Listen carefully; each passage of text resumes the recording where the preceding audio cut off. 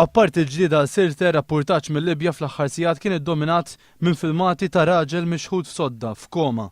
Dan huwa Al-Megrahi, il-Libjan li kien akkużat bil-massakru tal-Lockerbie. Ġurnalista CNN fi Tripoli irnexxielu jsibu f'dar lussuża fil-kapitali Libjana. Il-ġurnalist qal li stenna li ser isibu f'kundizzjoni tajba u li ser ikun jista' jistaqsih jekk issa huwiex lest jammetti li hu kien involut fl-attakk terroristiku u jekk hux vera li kien Gaddafi li batu.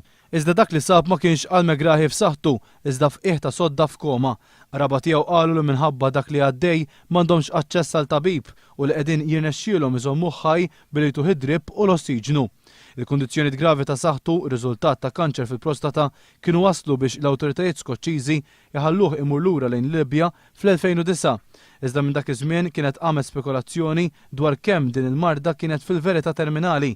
Mistoqsijiet li żgur li jonqsu wara d-dera tiegħu f'dan l-istat. Jidher ukoll il-Kunsill Transitorju ma għandu ebda xewqa li jibgħat lil Al-Megrahi lura. Fl-aħħar sigħat ħarġet ukoll aktar evidenza ta' ħruxija tal-azzjonijiet minn nies qrib Gaddafi.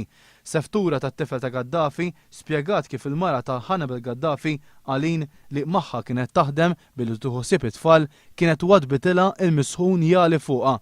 Dan għaliex is-seftura ma rriditx issawwat l-tfal tal-koppja kif kienu ordnawla. She took me to a bathroom and she tied my hands behind my back and tied my feet. She taped my mouth.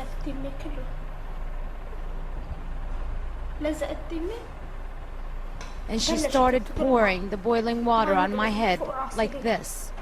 Intant jibqgħu għaddejjin l-isforzi biex tingħata l-għajnuna urġenti lill poplu Libjan anke dawk li ħarbu mill-fruntieri.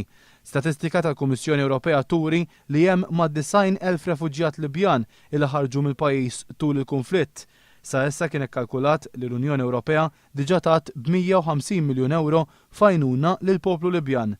L-għajnuna kienet tinkludi ajruplani u vapuri għall-evakwazzjoni, mediċini, tobba, apparat mediku, iżda wkoll tinet u gvieret.